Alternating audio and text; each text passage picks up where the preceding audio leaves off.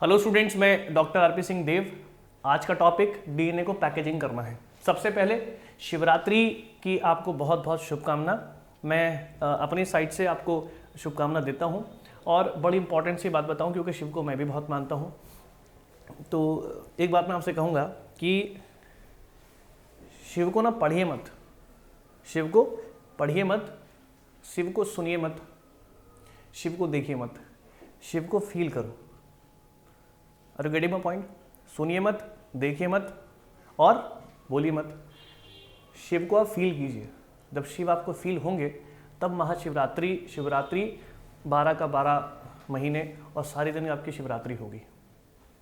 अगर मेरी बात आपके अंदर तक डायरेक्टली पहुंच पाती है तो बहुत अच्छी बात है, और अगर समय लगता है तो भी कोई बात नहीं, लेकिन पहुंचेगी तो ज़रूर। तो मैं स्टार्ट करता हूं कि डीएनए पैकेजिंग क्या बता रही है। अपने टॉपिक पर आते हैं। डीएनए पैकेजिंग में हम क्या देख रहे हैं? पहले एक वर्ड यहाँ पर लिखा हुआ है सर कि what do you understand to the packaging word. Actual में ये जो पैकेजिंग वर्ड है, पैकेजिंग वर्ड है, इसका मतलब क्या है कि हम किसी एक बॉक्स में या किसी भी एक चीज़ के अंदर हम किसी दूसरी चीज़ को फिट करना चाहते हैं, ठीक है। लेकिन वो चीज़ फिट होगा कि नहीं होगा, इसकी श्योरिटी हमें है कि नहीं, इसके बारे में भी सोचना पड़ेगा। कैसे? मेरी बात समझिए।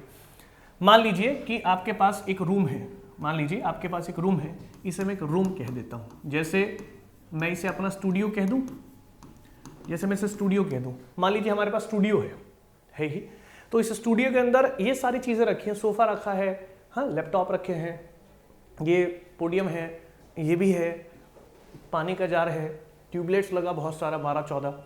तो ये एक स्पेस एसी लगा, तो ये चीज़ कवर कर रहा है कि नहीं कर रहा है? स्पेस को कर रहा है। लेकिन अगर इस रूम के अंदर मैं कहूँ एक और रूम आ जाए, या इस रूम के अंदर कहूँ कि 2 हाथी आ जाए, तो आपको देखना क्या है कि पर्टिकुलर चीज़ के अंदर वो चीज़ आ जानी चाहिए। फर्स्ट चीज़ में कोई दूसरी चीज़ आ जानी चाहिए। उसे पैकेजिंग कहते हैं। जैसे आप किसी चीज़ को पैकेट में डालते हैं, वो चीज़ बंद। बिस्किट का पैकेट खाएं तो बिस्किट उसके अंदर आना चाहिए, उसके बाहर नहीं है। तो पैकेजिंग का मतलब यही है कि कोई एक चीज़ के अंदर कोई दूसरी चीज़ आ जाए, उसको हम पैकेजिंग कहते हैं। अच्छा, ये शर्त हो सकती है कि अंदर वाली चीज़ छोटी हो, ऐसा भी हो सकता है कि अंदर वाली चीज़ छोटी हो और बाहर वाली चीज़ जैसे स्टूडियो है ये बड़ा हो, गेंट है ना। पहले आप मतलब समझ लीजिए कि पैकेजिंग का एक्चुअल मीनिंग होता क्या है। गेंट हो सकता है बाहर वाला और अंदर वाली चीज़ छोटी। तो जनरल लोगों के लिए ये चीज़ पैकेजिंग के तौर पर एक अलग तरीके का काम करती है। लेकिन अगर हम बात करें अपनी बायोलॉजी के लेवल पर, तो यहाँ हम न्यूक्लियस के लेवल पर बात कर रहे हैं, है ना, न्यूक्लियर लेवल बात कर रहे हैं। तो यहाँ पर जो हमारे पास न्यूक्लियस है, सेल का जो न्यूक्लियस है, उस सेल के न्यूक्लियस के अंदर हमें डीएनए को फिक्स करना है। लेकिन फिक्स तो तभी करोगे ना जब आपको न्यूक्लियस का साइज पता होगा। इसका रूम का साइज नहीं पता तो आप इसके अंदर वही चीज़ रखोगे ना कि भाई क्या चीज़ आ सकती है, क्या चीज़ नहीं आ सकती, उसको देखना पड़ेगा। तो यहाँ मेरी बात समझिए, मैं एग्जाम्पल के तौर पर आपको समझाऊँ तो आपको समझ में आएगा। मुझे यहाँ डीएनए का पैकेजिंग करना है, डीएनए का पैकेजिंग करना है। अच्छा, डीएनए की पैकेजिंग करनी हो, डीएनए की पैकेजिंग करनी हो, तो डीएनए की पैकेजिंग करने के लिए आप क्या करोगे? पहले आपको देखना पड़ेगा कि जो सेल आप ले रहे हैं, पहले आपको देखना पड़ेगा कि जो सेल आप ले रहे हैं, उस सेल का जो न्यूक्लियस आपके पास है, उस सेल का न्यूक्लियस जो आपके पास है उसका साइज क्या है। तो इस सेल का साइज क्या है? मैं कह दूं कि जो हमारे पास सेल है वो ह्यूमन सेल है। क्या है सर? ह्यूमन सेल है। अच्छा, ह्यूमन सेल में भी कौन सी है? मान लीजिए डिप्लॉइड सेल है, डिप्लॉइड सेल है, ह्यूमन डिप्लॉइड सेल डीएनए, ये कह देंगे हम डीएनए, इसके बारे में हम स्टडी कर रहे हैं। ऐसा भी बोल सकते हैं कि ह्यूमन हेप्लॉइड, ऐसा भी बोल सकते हैं, उसमें कोई इशू नहीं है सर। आप इसे हेप्लॉइड भी कर सकते हैं, हेप्लॉइड। तो मेजरमेंट अलग हो जाएगी सर, मेजरमेंट थोड़ी सी अलग हो जाएगी, लगभग आधी रह जाएगी। तो मेरे पास ये डाटा है, एक बात। दूसरी बात समझिएगा क्या कि न्यूक्लियस का साइज यहाँ पर क्या है? ये न्यूक्लियस का साइज होता है लगभग 10⁻⁻⁶, है ना, मीटर में आता है, 10⁻⁻⁶ मीटर में। तो ये न्यूक्लियस का साइज हो जाता है। तो न्यूक्लियस का साइज कितना है? 10⁻⁻⁶ मीटर। अब मुझे इसके अंदर डीएनए फिक्स करना है, मुझे इसके अंदर डीएनए फिक्स करना है। तो जब मैं डीएनए को फिक्स कर दूंगा तो सीधी सी बात है कि उसे हम डीएनए पैकेजिंग कह देंगे। लेकिन डीएनए को फिक्स करने के लिए उसका साइज भी पता हो। देखिए, ह्यूमन की आप जो ह्यूमन के डिप्लॉइड की बात कर लें, ह्यूमन के डिप्लॉइड डीएनए की बात कर लें, सेल की बात कर रहे हैं, तो एक्चुअल में मैं डीएनए लेंथ पता कर रहा हूँ, डीएनए लेंथ। तो डीएनए की लेंथ पता करने के लिए पहले आपको पता हो कि डीएनए के अंदर कितने नाइट्रोजनस बेसेस बनते हैं और इसकी डिस्टेंस क्या है। मान लीजिए डीएनए है हमारे पास, इन दो यहाँ पर क्या है, बेस पेयर 1 और बेस पेयर 2, तो दो बेस पेयर के बीच की एक पर्टिकुलर डिस्टेंस होती है, कितना 0.34 नैनोमीटर। ये मैं आपको पढ़ा चुका हूँ, मेजरमेंट में हमने बताया था। टोटल कितने बेस पेयर्स होते हैं हमारे पास, मैंने कहा था डिप्लॉयड की बात कर रहा हूँ मैं। डिप्लॉयड कितना, ये लगभग 6.6 इंटू 10 की पावर 9 बेस पेयर, इतने बेस पेयर हमारे पास होते हैं। ये हम दोनों चीज़ें लिख सकते हैं, तो लिखिए जरा इसको। डीएनए की लेंथ पता कर रहे हैं, तो मैं क्या कहूँगा कि number of base pair multiply 0.34 और nanometre, distance between two base pair in DNA. तो ये कितना है, ये है आपका 6.6 इंटू 10 की पावर 9 और बेस पेयर मल्टीप्लाई 0.34 और नैनोमीटर। तो यहाँ पर अगर आप इसकी मल्टीप्लाई करेंगे तो मल्टीप्लाई करने पर आपके पास 2.2 लगभग मीटर में यहाँ जो है डीएनए की लेंथ आती है। तो ये डीएनए लेंथ हो गया सर, ये क्या हो गया आपके पास, डीएनए की लेंथ हो गया। डीएनए लेंथ आ गया, ये डीएनए लेंथ हो गया 2.2 मीटर। और दूसरा न्यूक्लियस की साइज क्या है, 10 की पावर -6। अब आप देखिए ये 2.2 मीटर में जा रहा है और ये 10 की पावर -6 मीटर में, ये तो छोटा ये बड़ा है। अब इसमें हम एड ऑन कैसे करें, अब हमें करना क्या है, पैकेजिंग का रूल फॉलो करना है। क्या, जैसे मैंने कहा था पीछे कि जनरल वे में क्या होता है कि जो लोग आमतौर की भाषा में यूज करते हैं कि बाहर की सेल या बाहर की जो भी चीज़ है वो हमेशा बड़ी होगी और अंदर की चीज़ छोटी, तो आप उसे पैकेजिंग कह देते हैं। लेकिन यहाँ बायोलॉजी पढ़ रहे हैं, यहाँ उल्टा होगा, या बाहर की चीज़ कैसी होगी, स्मॉल, और अंदर की चीज़ कैसी होगी, गेंट। तो हमें क्या करना पड़ेगा, इस गेंट वाली चीज़ को हमें छोटा करना है। छोटा कैसे करेंगे, ऑब्वियसली एनसीईआरटी की लैंग्वेज में एक वर्ड लिखा है कॉम्पैक्ट, कॉम्पैक्ट। आप इसे कंडेंस भी कह सकते हैं, क्या बोल सकते हैं, कन और डेंस, कंडेंस्ड, किसी चीज़ को दबाकर छोटा कर देना, ठीक है। तो यह मैं क्या करूँगा कि जो मेरे पास सेल है, उस सेल के अंदर जो न्यूक्लियस है जिसका साइज 10 की पावर -6 मीटर है, और इसके अंदर जो डीएनए है, ये जो डीएनए है, ये डीएनए, ये क्या है आपके पास, न्यूक्लियस का साइज हो गया है ना, ये न्यूक्लियस का साइज है। और डीएनए का साइज कितना आ रहा है, 2.2 मीटर, ये हमारे पास आ गया। तो ये वाला हिस्सा जो है डीएनए का, ये जो डीएनए का हिस्सा में से क्या कर दूंगा, कंडेंस कर दूंगा। क्या कर दूंगा, कंडेंस्ड। या में से क्या कर दूंगा, डीएनए कॉम्पैक्ट कर दूंगा, डीएनए कॉम्पैक्ट मैं कर दूंगा। इसे हम डीएनए की पैकेजिंग कहते हैं। बात क्लियर हो गया। ये मुझे कहाँ समझ में आया, ये मुझे समझ में आया किस में, ये मुझे आया समझ में ह्यूमन डिप्लॉयड सेल में। अच्छा, ये अगर मैं ह्यूमन हैप्लॉयड सेल में करूँ तो देख लेंगे, कोई बड़ी बात नहीं है, आप यहाँ करें और देख लें। एग्जाम्पल काफ़ी ले सकते हैं, ह्यूमन हैप्लॉयड। ह्यूमन हैप्लॉयड की बात करूँ तो, ह्यूमन हैप्लॉयड की बात करूँ तो देखिए न्यूक्लियस का साइज तो वही रहने वाला है, कितना, 10 की पावर -6 मीटर में लगभग, और मल्टीप्लाई किससे कर दूंगा, यहाँ पर 10 की पावर -6 मल्टीप्लाई नहीं, ठीक है। तो मुझे इसमें फिक्स करना है, ये न्यूक्लियस का साइज हो गया, न्यूक्लियस साइज हो गया, न्यूक्लियस का साइज हो गया। अब मुझे क्या करना है कि हम हैप्लॉयड की बात करेंगे, तो भाई इसमें टोटल बेस पेयर कितने आते हैं, 3.3 इंटू 10 की पावर 9 बेस पेयर, और मल्टीप्लाई 2 के बीच की डिस्टेंस है ना, नैनोमीटर।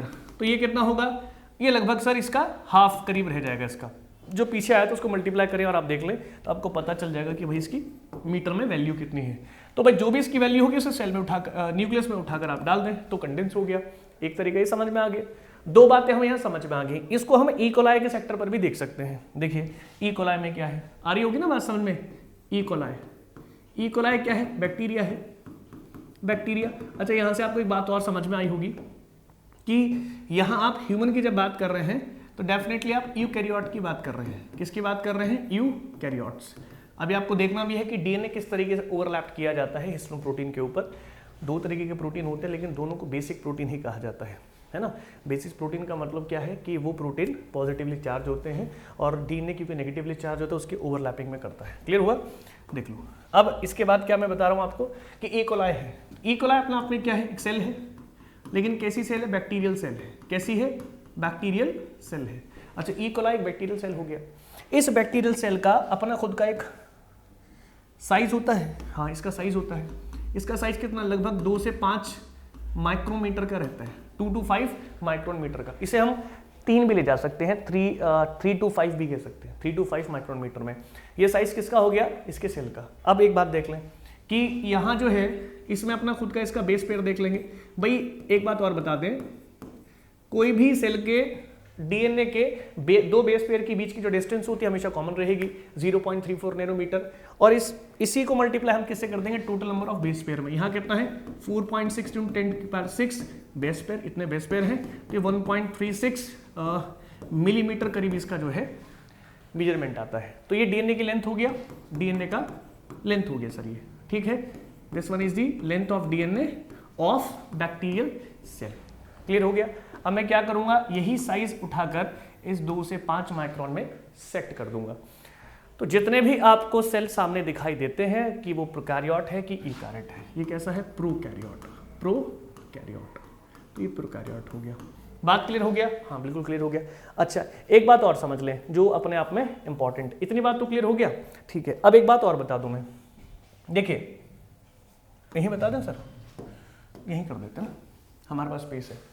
देखिए जो हम प्रोकैरियोट, प्रो और karyote, prokaryote DNA packaging, prokaryote DNA packaging को अगर आप देखें तो इसका ना एक तरीका है। देखिए जैसे मान लीजिए हमारे पास क्या है, हमारे पास ये, सही से समझिएगा, हमारे पास क्या है, ये हमारे पास मान लीजिए बैक्टीरियल सेल है, बैक्टीरियल सेल, एक बात। दूसरा, इसके अंदर का जो डीएनए है, इसके अंदर का जो डीएनए है, ठीक है, ऐसे बनाओगे। इसके अंदर का डीएनए कैसा होता है, कॉइल्ड होता है, कॉइल्ड, कैसा है, कॉइल्ड, ऐसे करके लूप्ड रहता है, लूप्ड रहेगा, लूप, इन लूप, ये लूप पे रहता है। अच्छा लूप पे क्यों रहता है, इसको लूप पे रहने का एक रीजन है। पहला, इसके अंदर क्या नहीं है, इसके अंदर न्यूक्लियस है क्या, नहीं न्यूक्लियस नहीं है। तो क्या इसके अंदर न्यूक्लियर मेम्ब्रेन होगी क्या इसके अंदर न्यूक्लियर मेम्ब्रेन होगी, नहीं होगी। तो क्या इसके अंदर न्यूक्लियोलस होगा, न्यूक्लियोलस होगा, हाँ ये न्यूक्लियोलस होता है। ये जो कंडीशन आप देख पा रहे हैं, ये इसे न्यूक्लियोलस की ही कंडीशन कहते हैं। फिर बता दूं कि प्रोकैरियोट सेल डीएनए की आप बात कर रहे हैं, हाँ, तो ऐसी कंडीशन में जो सेल आपके पास है बैक्टीरियल सेल, उसके अंदर क्या है, डीएनए। अब इस प्रोकैरियोट की बात कर रहे हैं आप, इसके अंदर का जो डीएनए है वो कॉइल्ड होता है, लूप्ड होता है। इसको लूप्ड के रूप में बनाए रखने का एक तरीका है। ऐसा नहीं है कि क्योंकि डीएनए है तो फिक्स्ड, बात को समझेगा।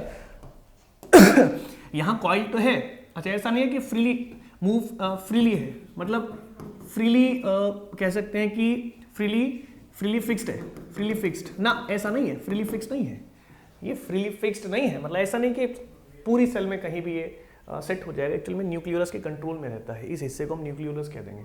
यहाँ पर जो डीएनए होगा वो लूप कंडीशन, कॉइल कंडीशन में होगा, लेकिन इसको लूप और कॉइल कंडीशन में पैक करने के लिए भी कोई होना चाहिए। यहाँ पर कौन होता है, यहाँ पर आपका पॉलीएमीन, हाँ नाम का एक प्रोटीन होता है जो यहाँ काम करता है। ये क्या है, प्रोटीन है, एमिनो लिखा प्रोटीन है, ठीक। अब ये क्या करता है, इसको ओवरलैप करने में हेल्प करता है। बात पूरी समझ में आ गया। यहाँ अपने 3 बातों को समझ लिया कि पैकेजिंग करने के लिए हमें 2 से 3 बातों का बहुत अच्छे से पता होना चाहिए। डीएनए कैसा है ना, एक डीएनए कैसा है, दूसरा डीएनए की लेंथ क्या है और डीएनए में बेस पेयर क्या है, तीसरा किस किस सेल के बारे में बात की जा रही है। इसे आप एक बार रिवाइज कीजिएगा और बहुत बेहतर तरीके से डाटा के साथ मैंने इसको बताया है। Thank you class.